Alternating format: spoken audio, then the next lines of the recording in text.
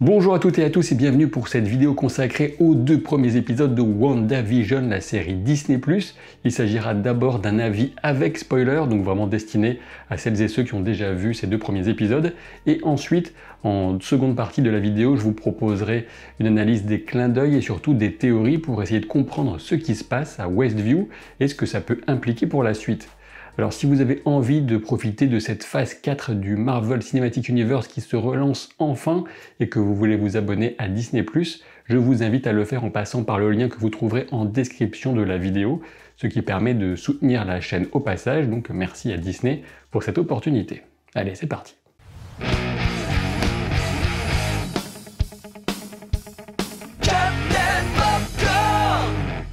J'ai beaucoup de choses à vous dire concernant ces deux premiers épisodes avec d'incroyables détails, des théories qui me semblent intéressantes, mais s'il y a une chose dont je suis convaincu, c'est qu'on ne pourra pleinement juger de la qualité de cette mini-série que lorsqu'on l'aura vue entièrement. Il ne fait aucun doute que le double sens et les révélations à venir sont au cœur même du concept, comme Wanda nous l'annonce presque directement, alors qu'elle répète le spectacle de magie avec Vision dans leur salon dès l'épisode 2. Alors bien sûr, nous voyons certaines ficelles, nous comprenons que nous avons affaire à une étrange illusion, mais comme tout bon public qui se respecte, il faut se laisser un peu porter et faire confiance à la série pour savoir où elle veut nous emmener. Et dans ce type de série qui dès le début nous fait du teasing sur des mystères, des révélations, le scénario est un critère essentiel et pour juger de sa qualité, eh bien justement il faudra attendre ces fameuses révélations, sans doute jusqu'au dernier épisode de la série, même si on aura de sérieux indices, on en a déjà bien sûr.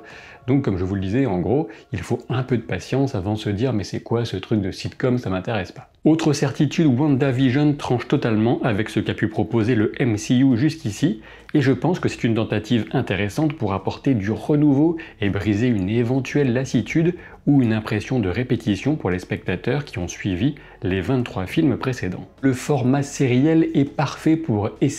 tenter de nouvelles approches, et c'est sans doute avec l'expérience la plus étrange que cette phase 4 se lance, et personnellement ce n'est pas pour me déplaire. La première image de la série à proprement parler est celle d'un écran de télévision qu'on allume. Plus précisément, un simple point de lumière dans le néant se fait image en digne Big Bang de l'univers de poche dans lequel nous plonge cette intro. On passe en format 4/3 en noir et blanc et sur un son moins cristallin, puisque la première étape du voyage des jeunes mariés sera formatée par les sitcoms du tout début des années 60, et notamment le Dick Van Dyke Show, même si on peut aussi citer I Love Lucy. Le premier personnage extérieur au couple est le facteur qui livre du courrier au 2802, ce qui devrait correspondre à la maison de la voisine Agnès. On remarque un petit vélo d'enfant, ce qui est étonnant puisqu'Agnès ne parle jamais de ses enfants, et on ne voit aucun enfant dans ces deux premiers épisodes. Et pourtant, de toute évidence, la petite communauté de Westview semble obsédée par les enfants, ce qui ressort notamment dans l'épisode 2 avec leur For the Children.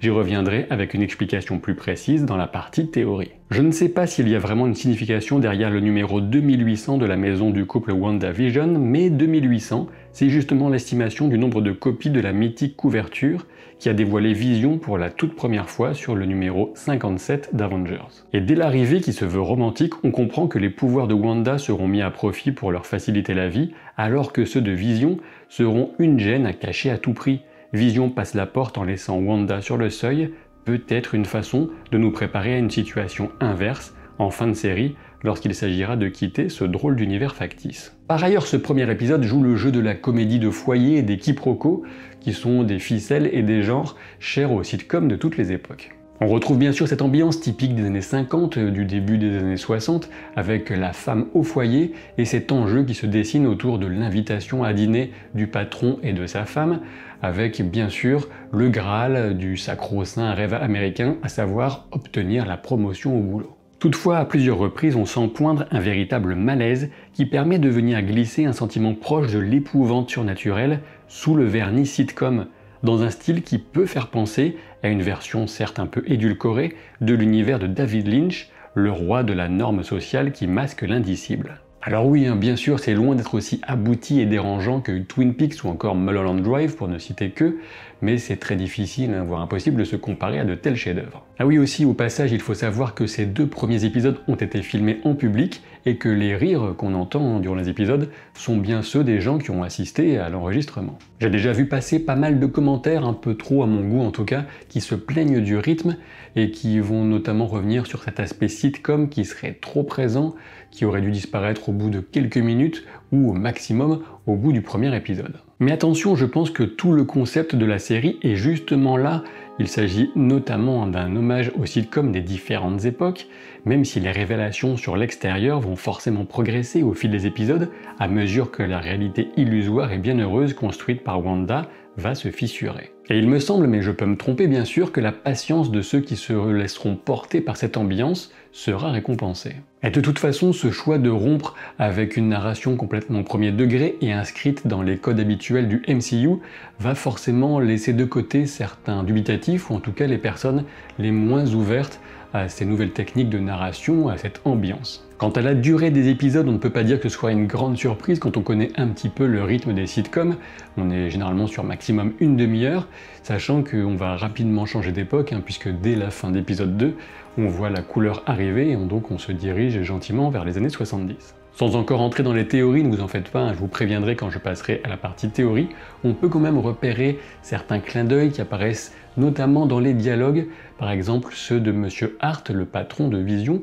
dans le premier épisode. Par exemple, là c'est juste de l'humour par rapport au pouvoir de Vision, lorsqu'ils sont dans le salon en attendant que le dîner soit enfin servi, Monsieur Hart va dire à Vision « You're awfully dense » en VO, donc en gros il lui dit « Vous êtes vraiment pas très futé », mais avec le mot « dense », il joue sur la notion de densité, que Vision peut faire varier de son propre corps, moi ça m'a fait sourire. Un peu plus tard, Monsieur Hart, qui ne semble pas très content d'attendre comme ça et de toutes les bizarreries qui se passent autour de lui, évoque le chaos de la maison. Évidemment, ce choix de mots, le chaos, n'est pas fait au hasard, puisqu'on définit souvent la magie de Wanda comme une magie du chaos. Toutefois, revenons à la toute première remarque de Monsieur Hart, au bureau cette fois, qui consiste à demander à Vision s'il n'a pas un squelette dans le placard, ce à quoi répondra un indice visuel du deuxième épisode, mais je le garde pour la partie théorie, car il en révèle déjà beaucoup. Le bureau, justement, pour résumer, le travail de Vision n'a aucun sens. Ce n'est pas uniquement une critique de la futilité de nombreux métiers, qui, au final, n'ont pas vraiment de sens. Je pense que si tout ça est aussi ubuesque, c'est aussi, voire même surtout, parce que Vision n'est pas dans la réalité, mais une réalité alternative, une construction, à partir des pouvoirs de Wanda. Et du coup, pas étonnant que sa fameuse mémoire infaillible lui fasse défaut, puisqu'il ne peut pas être le véritable Vision. On sait que le vrai Vision a été tué par Thanos, mais il est sans doute une espèce de projection construite sur les nombreux souvenirs que Wanda a de Vision, et après reste à découvrir au fil de la série comment il a été constitué, qui il est exactement. Pour revenir au dîner, on a 2 ingrédients essentiels de la soirée, avec d'un côté l'humour sitcom années 60, forcément un peu suranné, mais qui saura garder son charme pour une bonne partie du public, dont je fais partie, et de l'autre l'étrangeté inquiétante qui atteint son paroxysme avec l'étouffement de Monsieur Hart, alors que son épouse supplie en répétant « Stop, please stop », voilà qui est quand même très lynchien et qui nous révèle la noirceur cachée sous cette fausse légèreté ambiante. Et excusez-moi si je ne reviens pas ici en détail sur le clin d'œil appuyé à House of M, le comics, au travers de l'étiquette du vin qui est servi magiquement par Wanda à table, avec Maison du Mépris, où il fallait regarder mes vidéos d'analyse des bandes annonces de WandaVision, tant pis pour vous. On remarque que le générique de fin joue sur les écrans RGB comme Red, Green, Blue, et tous les éléments qui sont construits avec ces briques, sachant que la prédominance du rouge s'explique en partie par l'importance de cette couleur, en lien avec la magie de Wanda, son costume, et même le visage de Vision. Pour le reste, j'y reviendrai dans les théories. La scène d'intro de l'épisode 2 permet de souligner l'évolution de la représentation des couples et des scènes de chambre à coucher dans les sitcoms entre les années 50 et la fin des années 60. On peut enfin les montrer dans le même lit sans que la censure ne s'empare d'un manquement aux bonnes mœurs. Dans cet épisode 2, on passe très clairement du côté de l'ambiance ma sorcière bien-aimée et on a des informations intéressantes à creuser dans les pseudos que prennent Wanda et Vision, à savoir Glamour et Illusion. Pour commencer, Glamour et Illusion sont un couple de magiciens dans les comics qui sont venus à l'aide de Wanda et Vision alors qu'ils voulaient s'installer pour vivre normalement dans une petite ville et que certains habitants voulaient les en chasser par la violence. Et oui, Glamour était le pseudo de Glynis Zarkov et Illusion celui de son mari, Ilya Zarkov. Eux aussi avaient de véritables pouvoirs en se faisant passer pour des magiciens de spectacle. En prenant une direction différente mais tout aussi intéressante, on peut aussi souligner que le terme glamour vient aussi désigner la magie des sorcières, notamment toute la magie qui concerne les charmes, l'ensorcellement. Et pour ce qui est du nom illusion, difficile de faire plus clair concernant la véritable nature de cette version de vision que nous avons sous les yeux. Il n'est qu'une illusion même si elle est extrêmement aboutie et qui ne pourrait sans doute pas exister en dehors de cette bulle de réalité confectionnée avec soin et amour par Wanda. On remarque que le rouge se retrouve dans l'épisode pour marquer les irruptions d'éléments choquants et susceptibles de rompre cette illusion, que ce soit l'hélicoptère ou encore le sang de Dottie, la voisine blonde. Et au passage, pour les connaisseurs, Dottie est jouée par Emma Caulfield, connue pour son rôle de démon de la vengeance, Anya Jenkins dans Buffy contre les vampires. Ce rouge perturbant, on le trouvait déjà dans le voyant du grille-pain de la première publicité, mais c'est un clin d'œil qui mérite un approfondissement dans la partie théorie, qui ne va plus tarder, et qui traitera aussi, bien évidemment, du lapin d'Agnès, de son mari absent, ou encore de la radio qui parle à Wanda. Pour conclure sur mon ressenti personnel sur ces deux premiers épisodes, j'ai apprécié l'effort d'originalité, l'effort créatif, et notamment les nombreux petits indices disséminés au fil de ces épisodes. Pour le moment, disons qu'on a environ 95% de sitcom pour 5% d'étrangeté et d'indices mystérieux, et j'espère qu'au fil de la saison, qui comptera 9 épisodes, ces pourcentages vont s'inverser, et que sur la fin, on sera sur de la grosse révélation et des affrontements qui vont bien. Et oui, je suis convaincu que sur les 2 ou 3 derniers épisodes, on sera sur quelque chose de complètement différent de ces 2 premiers, et j'ai hâte de voir la suite, un sentiment qui est renforcé par la courte durée de cet épisode, ce qui peut être un peu frustrant alors qu'on attendait ce retour du MCU depuis plus d'1 an maintenant. Il est plus que temps de passer maintenant à la partie théorie destinée à celles et ceux qui ne craignent pas les éventuels spoilers sur la suite de la série, alors qui même me suivent. Allez, commençons par les publicités et notamment le Toastmate 2000 de Stark Industries. Lorsque le toaster est mis en fonctionnement, on peut deviner le bruit caractéristique des répulseurs d'Iron Man, le voyant rouge qui clignote de plus en plus vite et le malaise visible de la femme renvoient à l'enfance de Pietro et Wanda Maximoff, comme évoqué rapidement dans Avengers 2, l'ère d'Ultron. Eh oui, alors qu'ils vivaient en Sokovie, un obus des entreprises Stark a détruit leur maison et tué leurs parents, mais les deux jumeaux sont restés enfermés plusieurs jours, il me semble, en tout cas de très nombreuses heures, en regardant le voyant lumineux de l'obus Stark qu'ils n'avaient pas explosé et se demandant à tout instant s'ils allaient mourir avant d'être enfin secourus. Pour le moment, on ne sait pas qui sont cet homme et cette femme. Possible qu'ils aient l'apparence des véritables parents biologiques de Pietro et de Wanda, même si Marvel voudra peut-être éviter ce piège, puisque dans les comics, c'est Magneto, leur père quand même, alors il s'agit éventuellement de simples habitants comme la plupart des autres de Westview, qui se sont retrouvés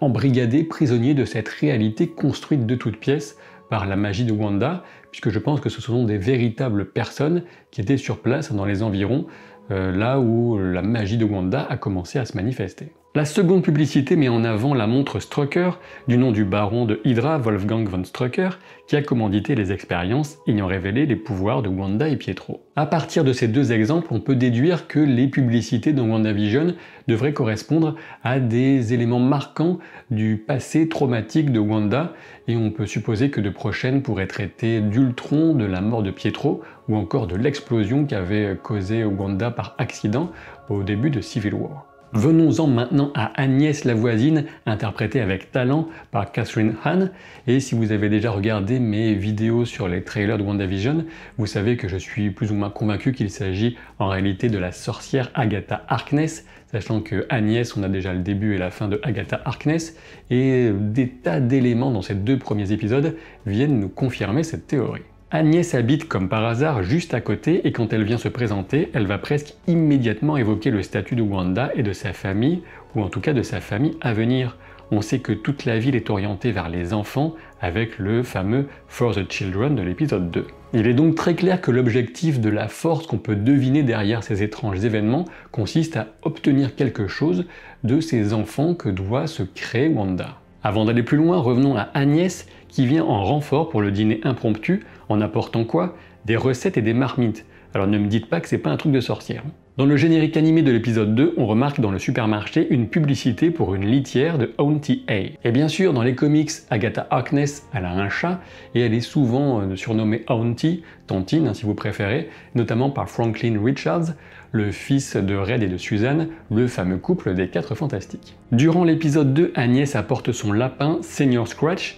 et dans les comics, le nom du fils de la sorcière est Nicholas Scratch. Et si vous avez encore un doute, Agnès porte aussi une broche ovale, tout comme la sorcière dans les comics. Toutefois, dans WandaVision, la broche est sculptée avec un motif difficile à distinguer, mais qui pourrait laisser deviner la forme d'une faux, à moins qu'il ne s'agisse d'une étoile filante par exemple, avec 3 formes en dessous. S'il s'agit bien d'une faux, cela vient corroborer l'élément le plus choquant de ces 2 premiers épisodes qu'on trouve dans quelques images très rapides lors du générique animé en mode ma sorcière bien-aimée. Lorsque Vision passe de l'étage au rez-de-chaussée, il traverse un espace caché dans le plafond qui comporte des os, mais aussi la forme du casque du moissonneur, le Grim Reaper en anglais, alias Eric Williams, un très ancien ennemi de Wanda et surtout de Vision dans les comics. Et bien sûr, ces ossements cachés viennent faire écho aux paroles de Monsieur Hart dans le premier épisode qui demandait à Vision s'il avait un squelette caché dans le placard, ce qui est une expression pour un secret très gênant.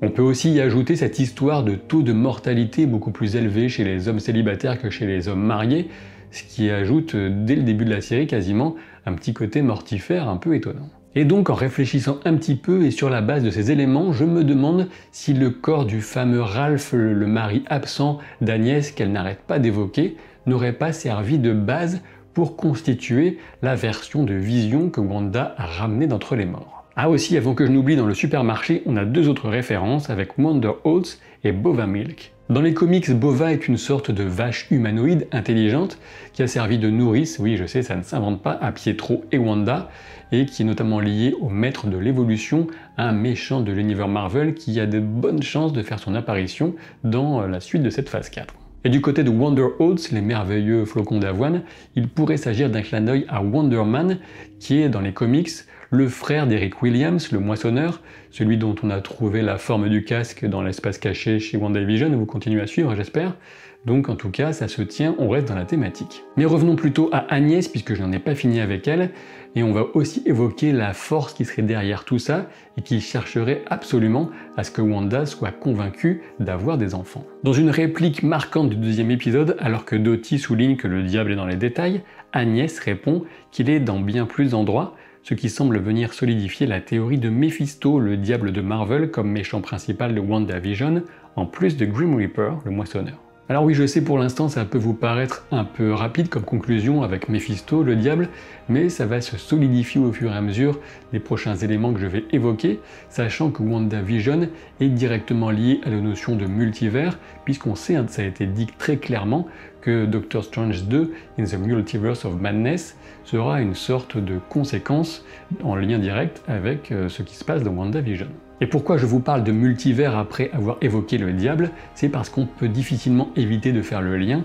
avec le trailer de Loki. Dans une scène, on voyait le diable sur un vitrail, et on sait qu'il y aura des questions de multivers, de timelines différentes dans Loki. Si vous êtes encore dubitatif, je pense qu'il me suffira de souligner qu'en anglais, Old Scratch est un surnom du diable, et quoi de plus proche de Old Scratch que Senior Scratch, le nom du lapin d'Agnès. Agnès ajoute même que ce lapin a joué le rôle du petit Jésus dans la reconstitution de l'année dernière. Or, remplacer le petit Jésus, c'est exactement ce que veut Mephisto, si on en croit le fameux vitrail du trailer de Loki. Et puis dans les comics auxquels il faut toujours revenir, les enfants de Wanda ont d'abord servi à Mephisto pour renforcer son pouvoir et surtout accéder plus facilement au plan matériel, à la réalité de base sur laquelle vivent les humains si vous préférez. Alors on peut éventuellement imaginer qu'Agnès aurait pu passer un pacte avec le diable, avec Mephisto, pour récupérer son fameux mari ou son corps, je n'en sais rien, en échange des enfants plus ou moins imaginaires de Wanda. Mais parlons maintenant de ceux qui étudient cet étrange petit univers que constitue WandaVision de l'extérieur.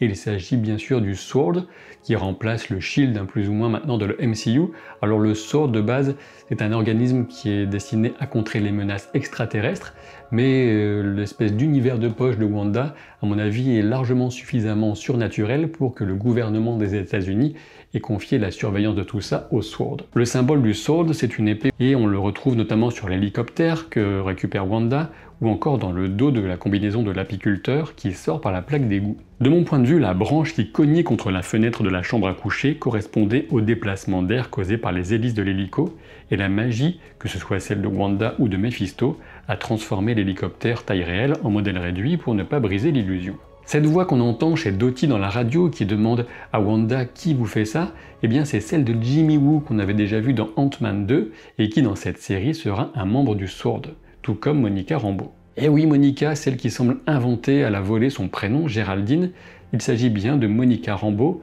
la petite fille vue dans Captain Marvel. Reste à déterminer si elle avait réussi à entrer dans le monde de Wanda en se faisant passer pour une habitante de Westview, aussi sous contrôle que les autres. On constate que c'est elle qui est placée à côté de Wanda, et c'est aussi elle qui engage la conversation, comme si elle en avait la mission, comme si elle menait une enquête. Et pour aller encore plus loin, peut-être un petit peu trop loin, je ne sais pas, on peut remarquer que dans cette scène chez Dottie, on a Géraldine qui est à la droite de Wanda et Agnès qui est à sa gauche. Un petit peu comme l'ange et le démon qui sont sur les épaules des personnages de dessins animés, cherchant chacun à les guider vers une direction assez différente. Et dans le tour du magie du spectacle, c'est justement Géraldine que Wanda choisit pour la faire disparaître de là où elle était et apparaître dans la boîte, ce qui pourrait éventuellement nous donner un indice sur la suite. Autre point qui semble assez clair, c'est bien Wanda qui contrôle plus ou moins fermement tout ce petit monde, mais sans doute de manière inconsciente. Par contre, des éclairs de conscience, eh bien les habitants de Westview en récupèrent parfois,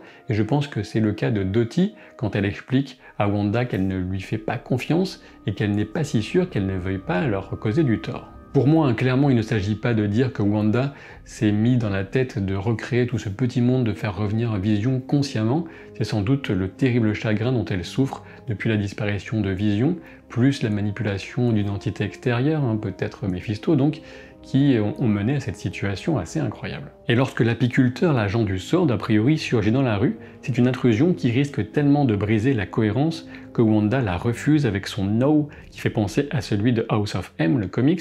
et donc on a un rembobinage et retour à la félicité alors que Wanda est enceinte et que tout ce qu'elle veut entendre, c'est la voix de Vision qui lui confirme que tout est vrai. Ce qui est très révélateur, c'est de comparer cette apparition de la couleur avec le processus de la mort de Vision qui était, rappelez-vous, devenu gris sous les yeux de Wanda alors que Thanos lui avait arraché du front la pierre de l'esprit. Donc c'est une inversion de ce processus, du passage du gris à la couleur qu'on a dans la série. Et en réalité, malheureusement, non, la tête de son mari n'est pas indestructible et le monde réel est plein de la tristesse en noir et blanc que Wanda refuse d'accepter. Et pourtant, Wanda a si parfaitement recréé l'esprit de Vision que ce héros pourra sans doute aider l'amour de sa vie à arrêter cette folie et à enfin pouvoir faire son deuil de lui. Mais d'ici là, entre Agnès, le moissonneur, le SWORD ou encore Mephisto, Wanda ne devrait pas manquer d'occasion de colmater les brèches de cet univers qui menace à tout instant de basculer définitivement dans l'horreur. Et bien sûr, si vous avez regardé cette vidéo, que vous l'avez appréciée mais que vous n'êtes toujours pas abonné ou que vous n'avez toujours pas jeté un œil à mon livre Captain Popcorn Universe, pourtant disponible